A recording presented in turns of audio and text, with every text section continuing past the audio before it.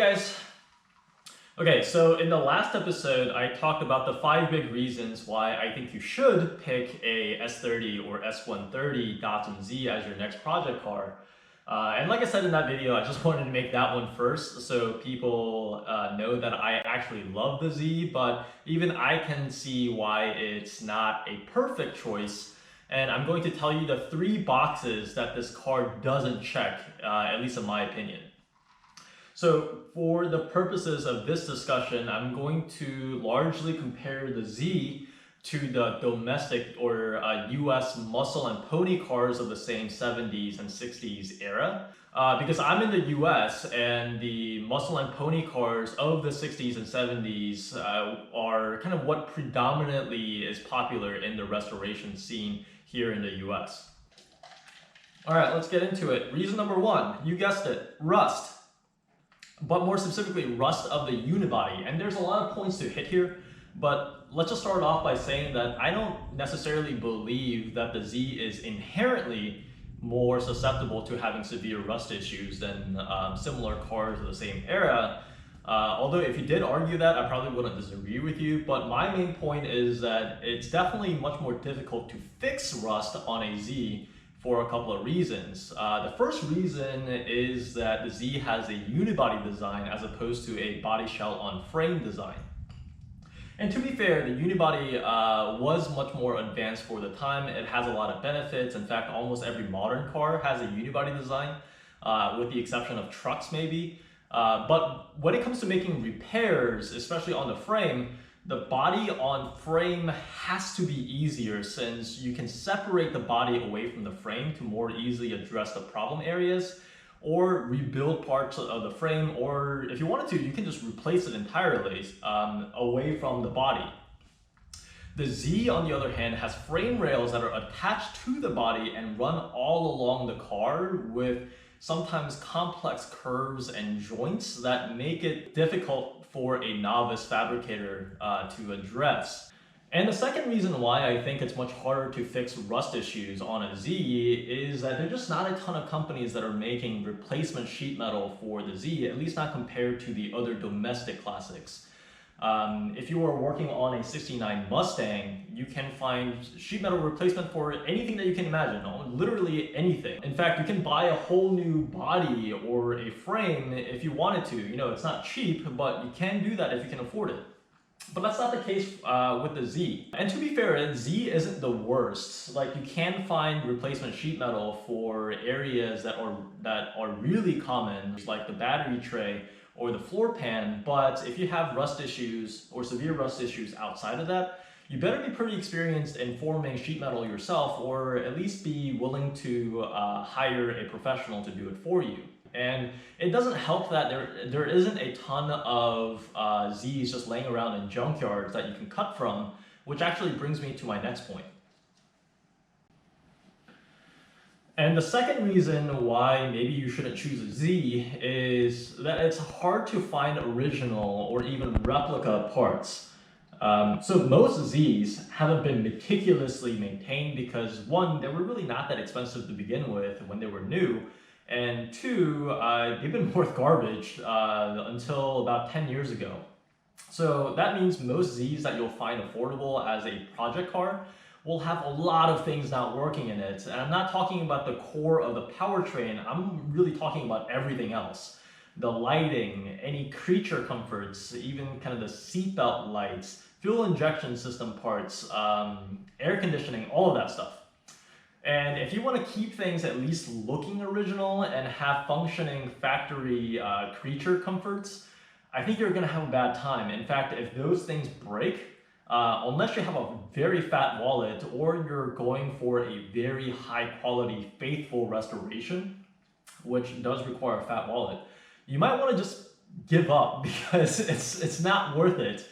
Unlike the much more popular classics, they don't make replica or refurbished windshield wiper motors or radio or carbon canister filters, hood hinges, And even the people who have functioning used parts generally know how rare they are, so they'll charge accordingly. And I know I mentioned in the previous video that I think the aftermarket support for the Z is pretty good, but what I meant was that it's really good in the performance category where you're trying to make it go faster or handle better. In almost all other categories, it might get a little rough. Like if your air conditioning system is broken, which is very likely after 40, 50 years, good luck trying to make that work again because no one makes replacement parts for those, and even used working parts are either really hard to find or very expensive. And even if you were willing to buy a new modern AC kit,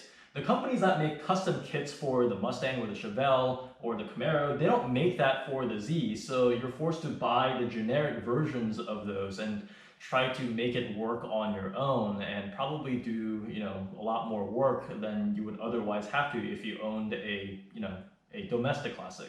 So can you easily buy stuff that's going to make your Z fun to drive? Yeah, absolutely.